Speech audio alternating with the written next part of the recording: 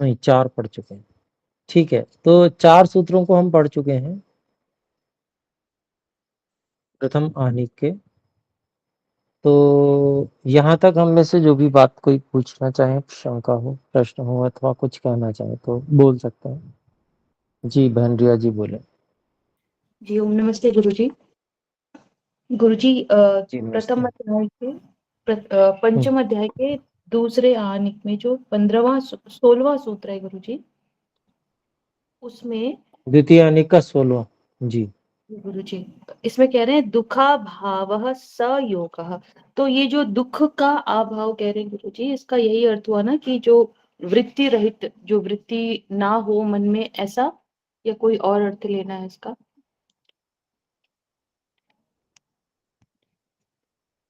आत्मस्ते मनसी शरीर से दुखाभाव से होगा।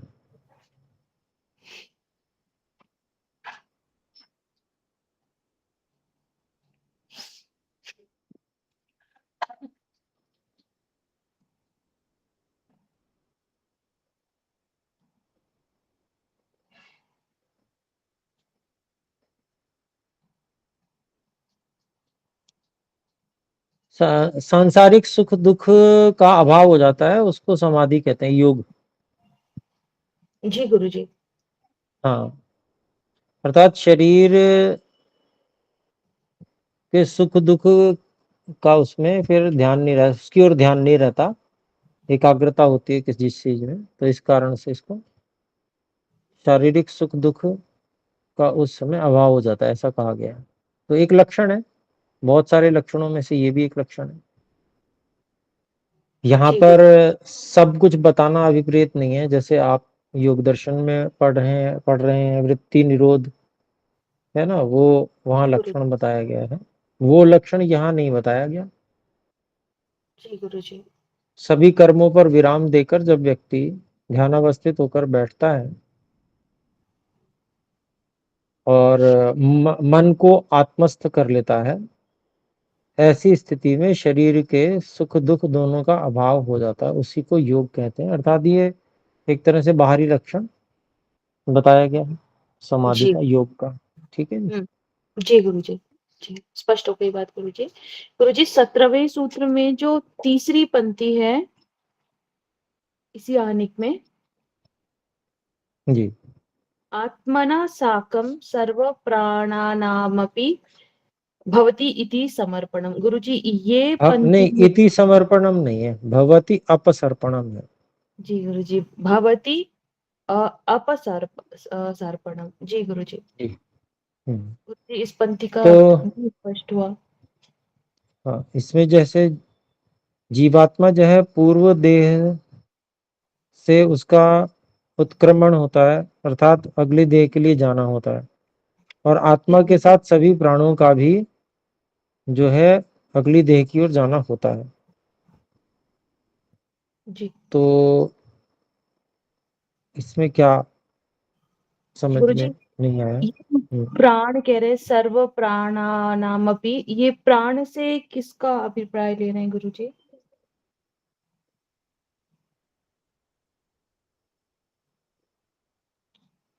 यहाँ पर स्थूल सूक्ष्म सभी प्राण हैं, सभी प्राण।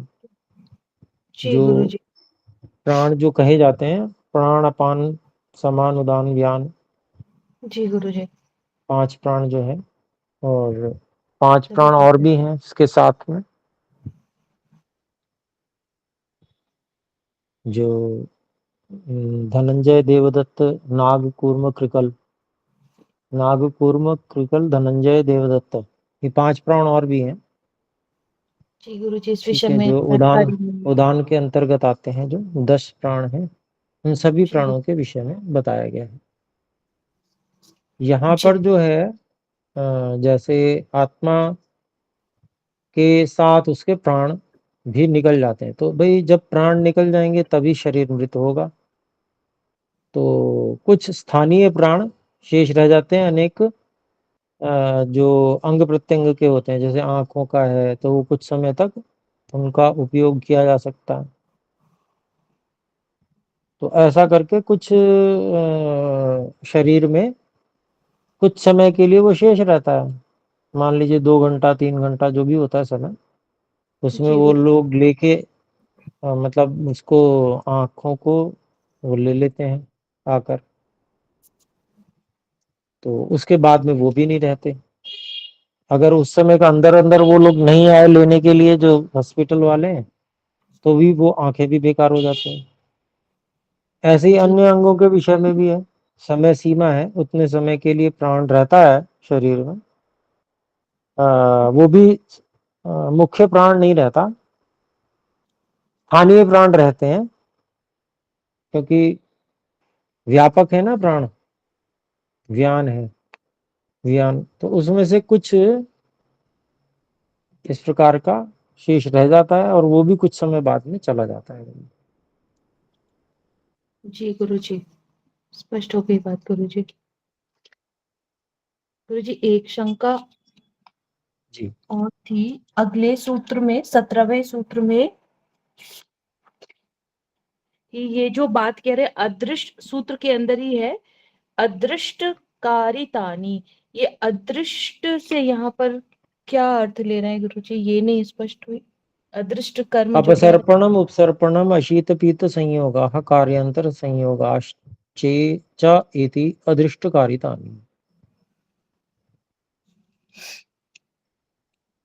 तो सबसे पहले अदृष्ट कार्यदानी को ही यहाँ पर कह रहे हैं, अदृष्टम जीवात्मनो धर्माधर्म विशेष तज्जीवन संस्कार संस्कारश्च तत्कारितानि तन्निमित्तानि कर्माणि।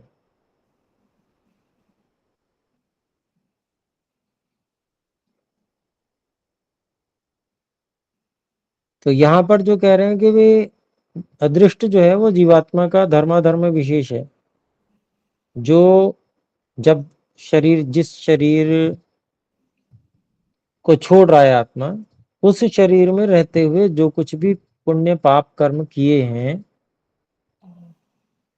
जी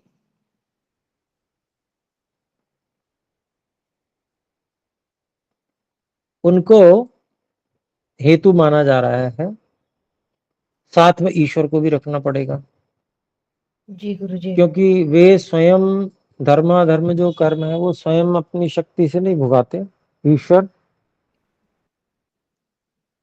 उसमें न्याय और निर्णय करते हैं, उसके अनुसार आगे व्यवस्था बनती है। ईश्वर जैसी बनाते हैं वैसी व्यवस्था बनती है। जी गुरु जी, यानी कि कर्माशय को भी लेंगे और ईश्वर की न्याय व्यवस्था को लेंगे गुरु जी, ऐसा। बिल्कुल, बिल्कुल जी। जी गुरु जी। अदृष्ट के अंतर्गत सभी चीजें ली जा सकती हैं, अदृष्ट में काफी सारी चीजें आ सकती हैं, क्योंकि वो अदृष्ट है सभी। जी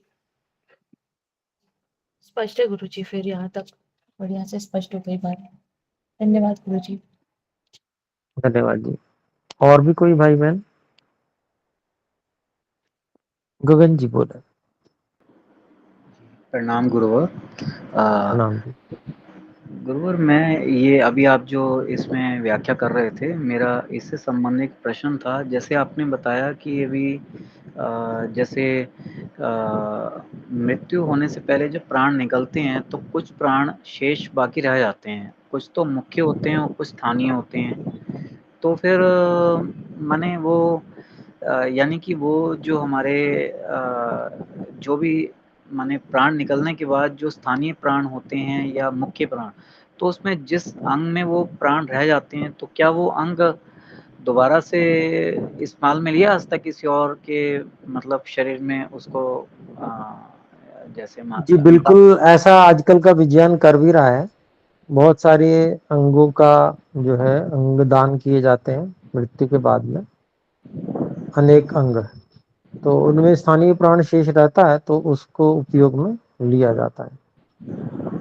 तो वहां प्राण शेष है, उस प्राण, जो प्राण शेष है उसको वो इस प्रकार से समायोजित करते हैं, इस प्रकार से कोई शीतल जगह या कुछ इस तरह से रखते हैं कि वो प्राण उसमें रह जाता है और नए मतलब स्थानीय प्राण शेष रह जाता है, और नए व्यक्ति को जब अध्यारोपित किया जाता है तो उसका जो मुख्य प्राण है उससे संपर्क बना लेता है स्थानीय प्राण से, तो वो उसमें कार्य करने लगता है।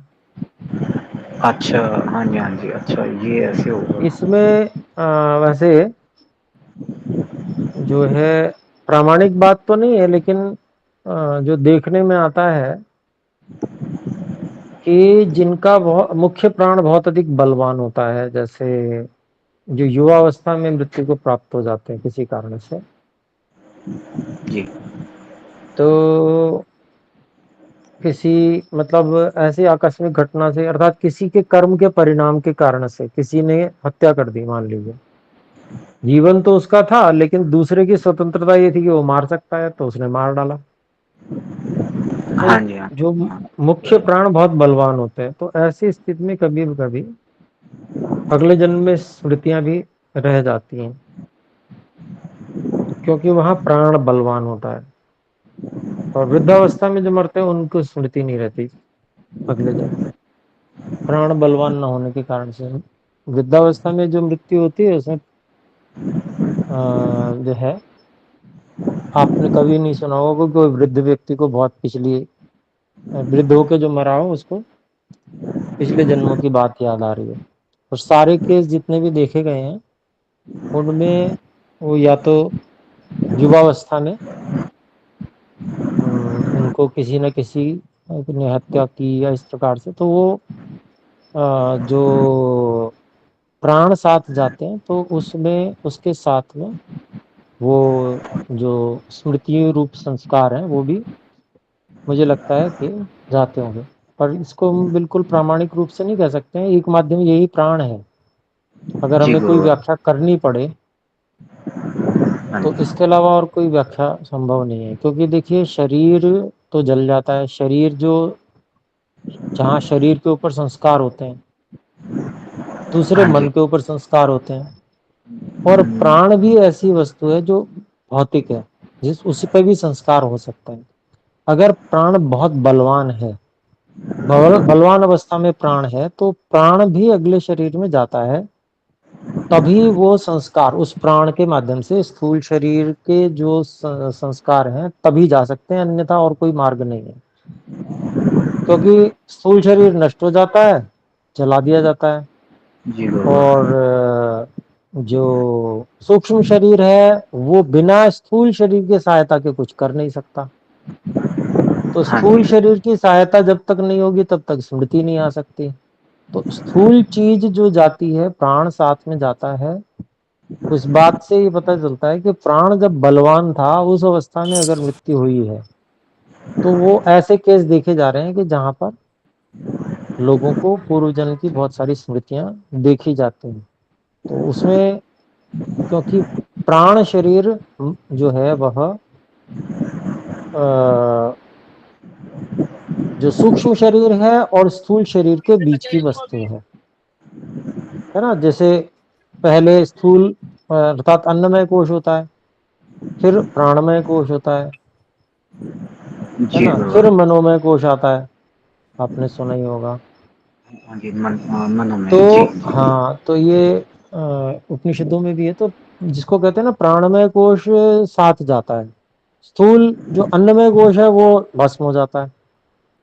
तो जब तक स्थूल जो प्राण अगर बलवान है, तो अगर उसके साथ में कुछ स्मृतियां और उसमें कुछ संस्कार हैं वो जाते हैं, तभी अगले जन्म में पूर्व जन्म की स्मृति आ सकती है। अन्यथा अगर केवल प्राण बलवान नहीं है, प्राण बहुत जिसको कहते हैं कि कमजोर हो चुके हैं इस शरीर से, तो प्राण जो बहुत कमजोर हो गए, तो अब वो भी जाएंगे तो सही, लेकिन इतने कमजोर हैं कि उसमें कोई स्मृति इत्यादि साथ में नहीं जा सकती है अच्छी प्रकार से। तो अगले जन्म में सब भूला हुआ रहता है व्यक्ति। हाँ जी तो ऐसा गुरुवर। कुछ हम लगा सकते हैं अपनी ओर से, ऐसा कोई प्रामाणिकता से कहीं पर हमने अभी तक दर्शनों में जहां तक हमने पढ़ा है, जितना ध्यान दिया, कोई प्रामाणिकता से ऐसी बात सामने नहीं आई है। ये केवल एक जिसको कहते हैं ऊहा लगाना, ये केवल उतना ही है, ऐसा ही मान के चले। तो जी गुरुवर, तो इससे तात्पर्य ये भी निकाला जा सकता है कि जैसे मान लीजिए कि कोई जैसे मान लीजिए कोई युवा अवस्था में मतलब जो है कि किसी ने किसी को मारा नहीं, अगर जैसे एक्सीडेंट से हुआ या उसकी आत्महत्या से मृत्यु हुई, तो उस स्थिति में भी ये चीज़ हो जाती है क्या? संभावनाएं बनती हैं जी, बिल्कुल बिल्कुल संभावनाएं बनती हैं। और ऐसा देखा जाता है कि बहुत सारे लोगों ने परीक्षण किए, प्रयोग किए हैं, और कुछ भी पता नहीं है उसको, पहले कभी गया नहीं, कभी माता पिता लेके नहीं गए, बालक वहां पहुंचा देता है, सारा विवरण बता देता है। तो ऐसा इसलिए विश्वास करना पड़ा क्योंकि एक आर्य बहन है, उन्होंने स्वयं अनुभव बताया अपना। अच्छा जी। तो हाँ, तो देखिए वैसे तो आर्य जो है अंधविश्वास करते नहीं है, हाँ लेकिन जी। जब उनको इस प्रकार का आश्चर्य हुआ तो हमें भी उस पर आश्चर्य करना पड़ा। तो बस वो ये है कि भाई प्रत्यक्ष अगर कोई चीज हो रही है और वो घटित हो रही है सामने, तो प्रत्यक्ष भी तो एक प्रमाण है। हाँ जी, प्रत्यक्ष तो वैसे कोई शब्द शब्द प्रमाण उसमें कहीं ऐसा उपलब्ध नहीं है, लेकिन उसका हम क्योंकि दर्शन पढ़ लिए तो अब कुछ ना कुछ देखना पड़ेगा। भाई देखिए प्राण तो साथ जाते ही हैं, ये सभी जगह कहा भी गया है। ठीक है। जी, हाँ जी। तो फिर तो ये सभी जो है उपनिषद आदि में सभी जगह प्राण भी जाते हैं साथ में, ही कहा गया है। तो बिना प्राण के स्थूल, प्राण जो है स्थूल है, प्राण हाँ, वायु है। वायु ठीक है। जी, जी और गुरु। वायु अगर प्राण वायु यदि बलवान है और वो बलवान साथ में जा रही है, तो वहां पर फिर जो स्मृतियों का, स्थूल स्मृतियों का जाना साथ में वो बन सकता है, और मन का सहयोग मिलके वैसी परिस्थितियां उत्पन्न हो जाएं, या किसी प्रकार से मन का उसमें सहयोग होके पूर्व जन्म की स्मृतियां आ भी जाती हैं अनेक लोगों को, ऐसा देखा जाता है। तो तो जी गुरु। वो ये है कि मेरे सामने तो अभी तक नहीं आई ऐसी घटना, लेकिन एक बहन है, आर्य बहन, उनका वक्तव्य हुआ था, उन्होंने पूरी बात बताई थी, काफी समय हो गया, अच्छा, अच्छा। तब ये बात सामने आई जी। उनका क्या नाम तो है फिर गुरु? विचार करना पड़ा, नाम मुझे ध्यान नहीं है, मैंने तो बात याद रखी केवल। हाँ जी, हाँ जी। अच्छा, अच्छा। तो तो इसका मतलब तो ये हो गया गुरुवर कि जैसे मान लीजिए कि पूर्व जन्म की स्मृतियाँ उसमें बनी रह जाती हैं, तो क्या इससे तात्पर्य ये निकाला जा सकता है कि उसका असलियत में भी उसका, यानी कि वो प्राण पूरे नहीं निकले थे, इस वजह से उसका जन्म शेष, माने उसके कर्म कुछ शेष रह गए, तभी वो किसी और के अंदर समा गए, स्थानीय या वो मुख्य तो प्राण। देखिए, ये देखिए जो दोबारा। ऐसी घटनाएं होती हैं जी। उसमें कर्मफल पूरा थोड़ी हो पाता है। कोई कारण बन गया, किसी ने मार दिया, तो जो है, हालांकि वो भी एक भाग है, ऐसा भय बना रहे, लेकिन परिणाम है वो, सीधा सीधा अधिकार नहीं है किसी को किसी के प्राण लेने का, है ना।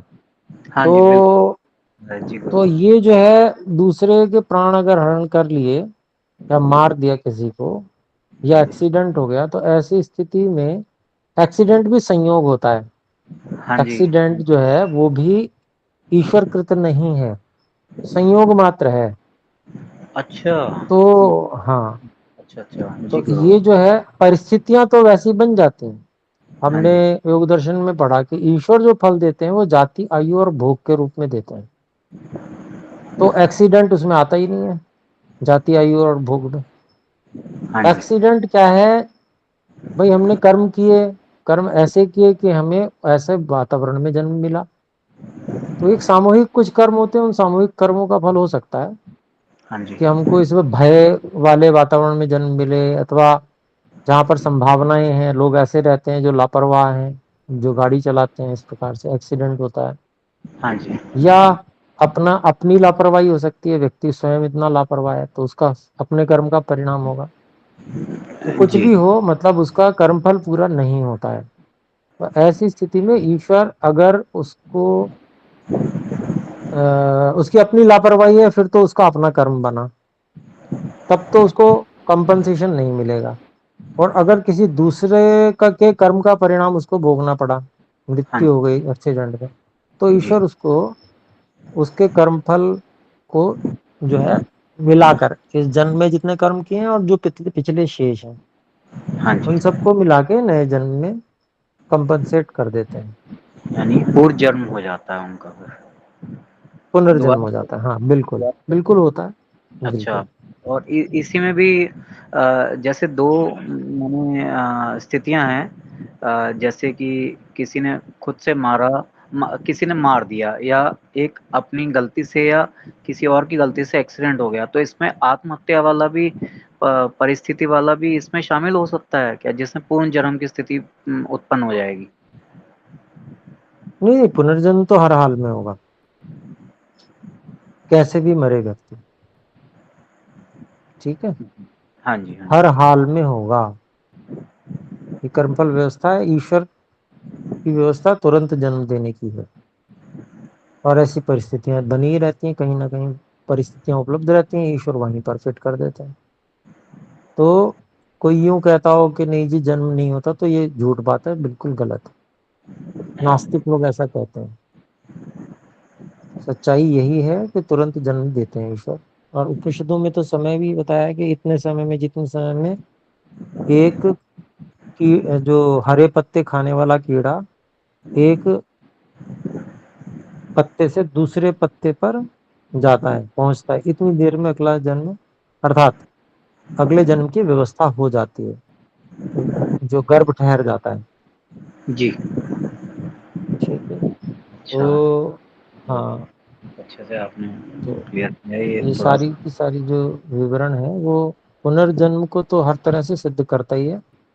और जो पूर्व जन्म या परजन्म को नहीं मानते हैं, वे लोग नास्तिक हैं। जन्म तो हर हाल में होता ही है, ठीक है।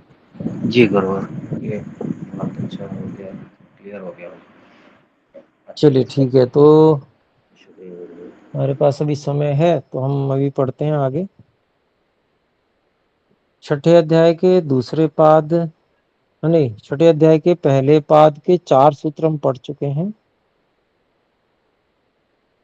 और अब हम 5वां सूत्र पढ़ने वाले हैं।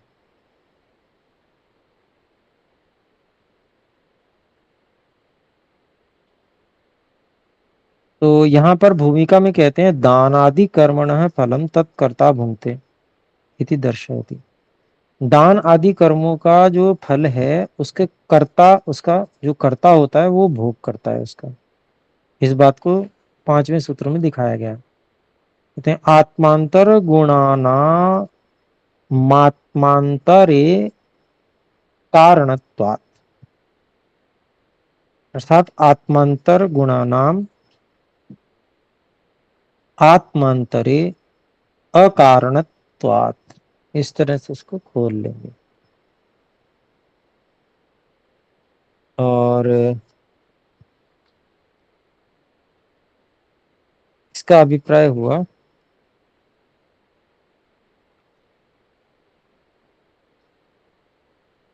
आत्मांतर गुणानाम, एक आत्मा के द्वारा किए गए धर्म आदि, धर्माधर्म आदि कर्म, ये आत्मांतर गुणानाम।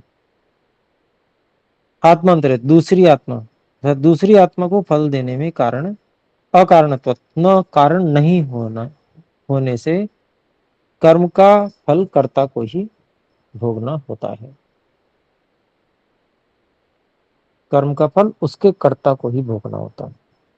तो यहाँ पर जो गुण शब्द कहा गया है, गुणा नाम, वो धर्माधर्म कर्मों के लिए प्रयोग किया गया है।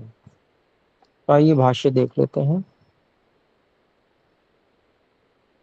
क्योंकि चेतन के कर्मों की विषय में बात चल रही है,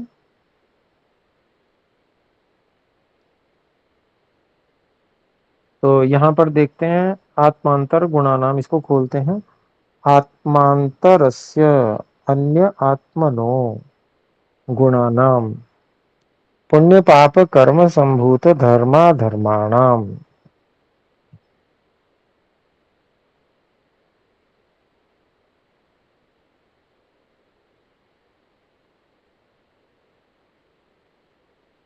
आत्मांतरे अन्यस्मिन् आत्मनि अकारणत्वात् फल फलं प्रदातुम अकारणम भवति। ये कह रहे हैं, आत्मांतरस्य, भिन्न आत्मा अर्थात अन्य आत्मा का के गुणानाम को बोलते हैं पुण्य पाप कर्म संभूत धर्माधर्माणाम।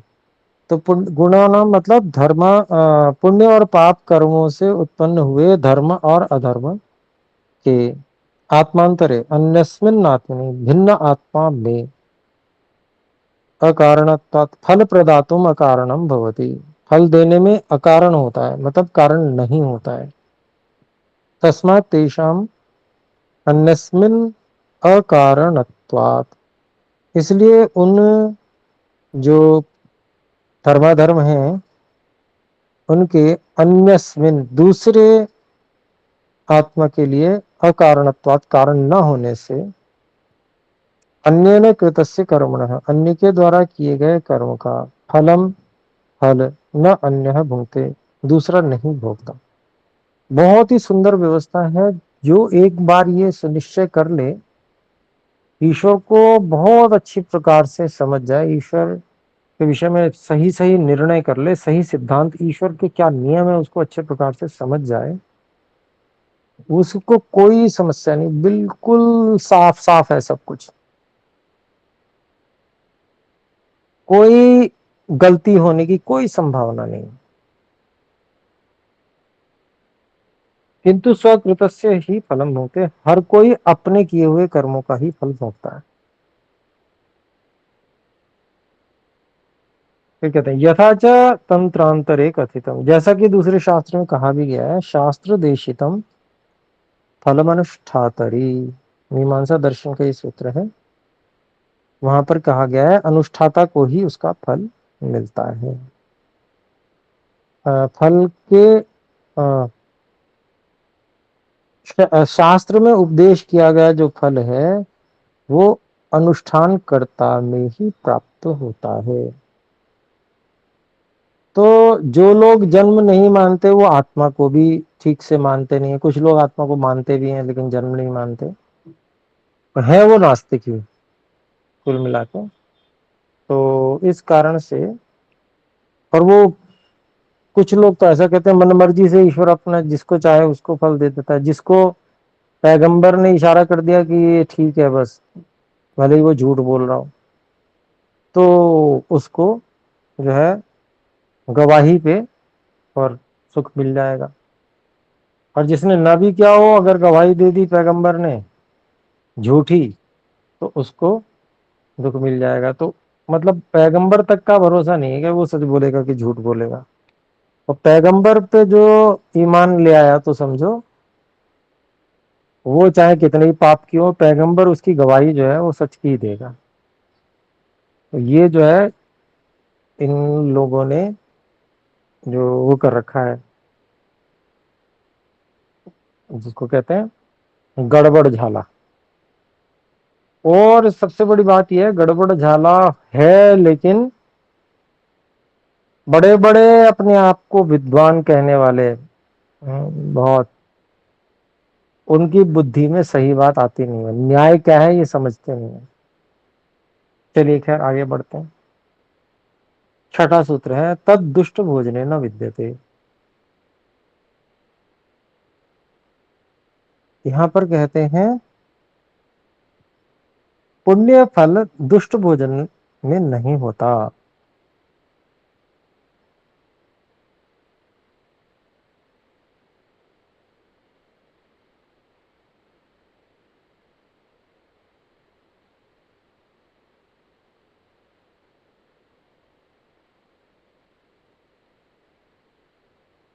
चलिए इसको भाष्य में ही समझते हैं, भाष्य में स्वामी जी क्या बता रहे हैं इसमें।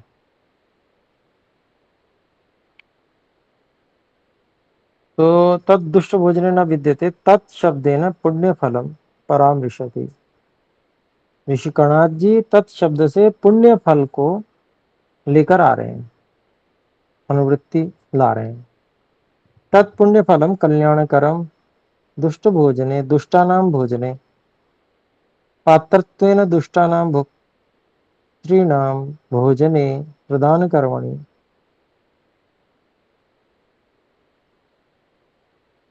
इतना कर लेते हैं पहले अर्थ। जो पुण्य फल है वो कल्याण करने वाला है। और दुष्ट भोजने को बोलते हैं दुष्टानाम भोजने, बुरों के भोजन में। फिर उसको और बोलते हैं पात्रत्वेन दुष्टानाम, जो जिनकी पात्रता खराब हो चुकी है, अर्थात वो पात्र नहीं है, उनको भोजन नहीं दिया जाना चाहिए, उन्होंने पात्रता खो दी है, बदमाशी करते हैं वो। आगे भोक्तृणाम भोजने प्रदान कर्मणि, खाने वाले जो दुष्ट हैं, ऐसे दुष्ट खाने वालों को भोजन देने में, तथा दुष्टानाम भोजन स्वामी नाम दातृणाम, और जो दुष्ट भोजन के स्वामी हैं उनके भोजन स्वीकरने, उनका भोजन स्वीकार करने में, तथा दुष्ट भोजन पदार्थ प्रदाने, और दुष्ट भोजन का अर्थात खराब भोजन देने में, न विद्यते नास्ति, अर्थात पुण्य नहीं है। किस किस चीज में पुण्य नहीं है? तो बता रहे हैं कि भाई जो दुष्ट व्यक्ति है, भोजन पाने योग्य नहीं है, उसको भोजन कराने में पुण्य नहीं है। दूसरी बात कह रहे हैं कि ऐसा व्यक्ति जो दुष्ट है उससे आप लेकर भोजन कर रहे हो तो उसमें भी कोई पुण्य नहीं है। और अगर खाने योग्य पदार्थ जो है वो भी दुष्ट है, अर्थात खराब हो चुका है किसी प्रकार से, तो उसको लेने या देने दोनों में ही पुण्य नहीं है। स्पष्ट हो गया होगा। दुष्टम क्या है? दुष्ट ही उसको, दुष्ट को आप बता रहे हैं कि दुष्ट है क्या चीज, वो आगे सूत्र में बताएंगे। किम तत् दुष्टत्वम इति उच्यते, वो दुष्टता है क्या? तो 7वां सूत्र है दुष्टम हिंसायाम, अर्थात जहां पर हिंसा है वही दुष्ट है। वैर भाव रख रहा है कोई, ठीक है, द्वेष रख रहा है, ये वो व्यक्ति चाहे मन से कर रहा हो, चाहे वाणी से कर रहा हो, चाहे शरीर से कर रहा हो, सभी प्रकार की हिंसा होती है। तो जो हिंसा करता है इस प्रकार का वही दुष्ट है। तो आप ये देख लें कि जो आजकल ऐसे विधर्मी लोग, उन लोग उनको जो है बिठा बिठा के भोजन कराने गुरुद्वारों में, और सोच रहे हैं बड़ा पुण्य मिल रहा है। पुण्य नहीं मिल रहा, पाप मिल रहा है।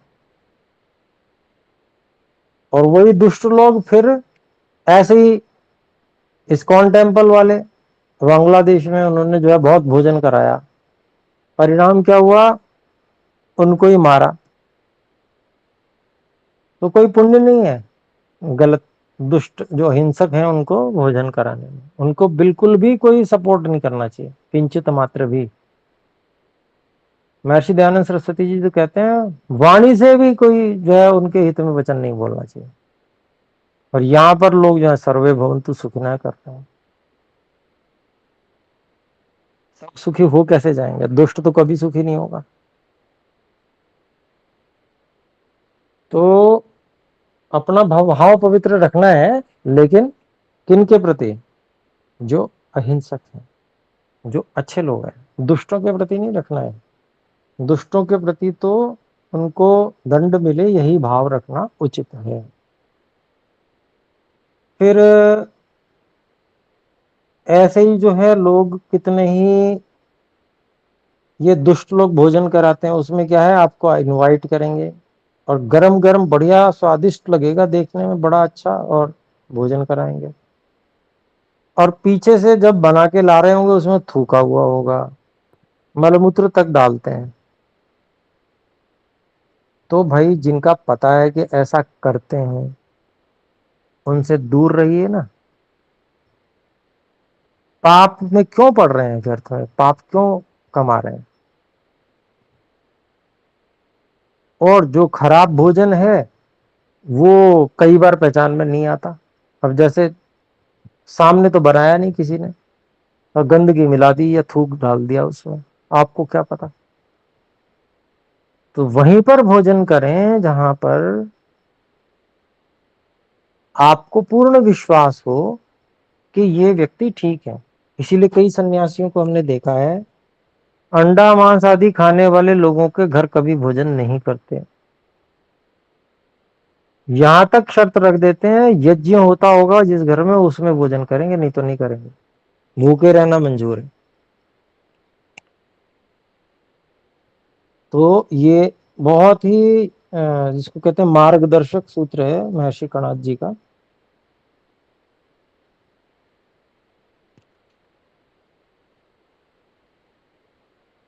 अब यहां देखते हैं हिंसायाम दुष्टम भवति भोजनम।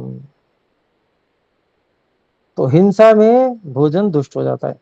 हिंसकाय भोजन प्रदानम हिंसकस्य भोजयितुम भोजन प्रतिग्रहणम। हिंसक व्यक्ति के लिए भोजन देना, हिंसक व्यक्ति का भोजयितुम भोजन करने के लिए, भोजन प्रतिग्रहणम भोजन को स्वीकार करना, हिंसाकृत भोजनम या हिंसा से प्राप्त किया हुआ भोजन, सब दुष्टम दुष्ट है, अनुचितम अनुचित है। तद दानम प्रदातु, वह देने वाले प्रदातु देने वाले को, प्रतिग्रहीतुश्च लेने वाले को भी, न पुण्य फल प्रदायकम पुण्य फल देने वाला नहीं है, इति अर्थ, ये अर्थ है। जब पुण्य फल देने वाला नहीं है तो इसका उल्टा, जिस चीज के लिए मना किया जा रहा है वही करोगे तो पाप होगा। फिर कहते हैं आगे 8वां, इसी बात को कह रहे हैं, तस्य समभिव्याहरतो दोषः। तो उस इस प्रकार के भोजन को लेने देने, है ना, और या भोजन करने, और जो भी कुछ संभावनाएं हो सकती हैं, उस ऐसे व्यवहार करने वाले व्यक्ति को दोष लगता है, पाप लगता है। तो इसका भाष्य देखते हैं, तस्य समभिव्याहरतः, तस्य हिंसा जनस्य भोजनस्य समभिव्याहरात्, तस्य हिंसा जन्य भोजनस्य समभिव्याहरात्, उस हिंसा जन्य भोजन के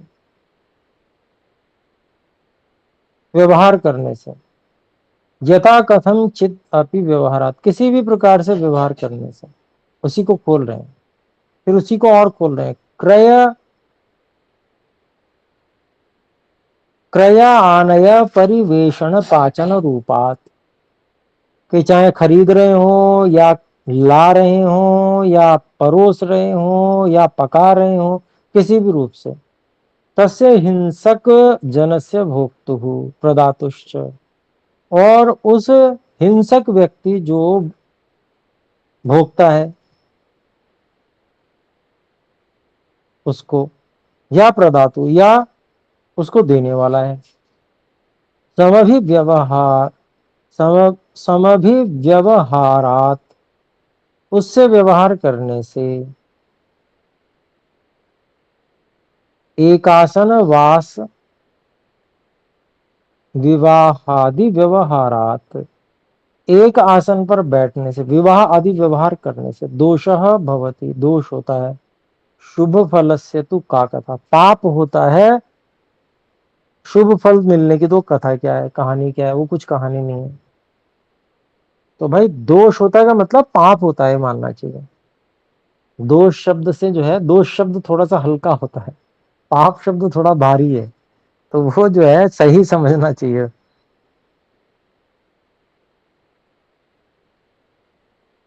तद दुष्टे न विद्यते, तदा दुष्टे, तद नहीं, मैंने गलत बोला, तदा दुष्टे न विद्यते। तो ऐसा जो दोष है, ऐसा जो पाप है, वह अदुष्टे, तीनों प्रकार से जो हिंसा वाला नहीं है, उसमें पाप नहीं होता। अर्थात जिससे हम ले रहे हैं वह अगर अहिंसक है तो कोई पाप नहीं होगा, पुण्य होगा। जो ऐसा व्यक्ति है जो अहिंसक है उसको हम भोजन करा रहे हैं, पुण्य होगा। अथवा हमको पता है कि विश्वास पात्र है और इसने बिल्कुल ठीक बनाया होगा। घर में माताएं बहनें कितना साफ सुथरा करके भोजन बनाते हैं, सबके लिए बहुत ध्यान रखते हैं, तो वो जो है ऐसा भोजन करना वो पुण्य के अंतर्गत आएगा। और वो जो है दोष कोई नहीं आएगा उसमें। तो आइए देखें आगे इसके भाष्य को देखें। तत् अदुष्टे न विद्यते दुष्ट भोजनात् भिन्नम यद अदुष्टम भोजनम। जो दुष्ट भोजन से भिन्न जो अदुष्ट भोजन है, तस्मिन् अदुष्ट भोजने न विद्यते दोषः, उस अदुष्ट भोजन में कोई दोष नहीं है। समव्यवहारात्, उससे व्यवहार करने से भी कोई दोष नहीं है। अहिंसाजन्य भोजने हिंसक अहिंसकाय भोजन प्रदाने, अहिंसा करके जो भोजन प्राप्त किया गया है ना, न्यायपूर्वक, ऐसे अहिंसा पूर्वक अन्याय पूर्वक जो है भोजन देने में, ऐसे अहिंसका यहाँ जो न्याय पूर्वक चलने वाला व्यक्ति है, अहिंसक है, उसको भोजन देने में, अहिंसक से भोजन प्रतिग्रह और अहिंसक का भोजन लेने में न दोष, कोई दोष नहीं है। अपितु शुभ फलम, बल्कि शुभ फल ही है। तो इतना ही रखते हैं। आइए मिलकर एक बार ओम का उच्चारण करके विराम करें। इस पे विचार कीजिए, पूरे प्रकरण बिल्कुल व्यवहारिक है, वो विचार कीजिए और कोई प्रश्न हो तो अगली कक्षा में पूछेंगे आरंभ में ही। आइए एक बार ओम का उच्चारण करें।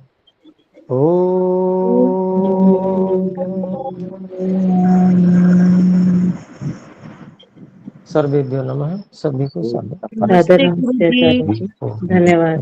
धन्यवाद। सभी को सादर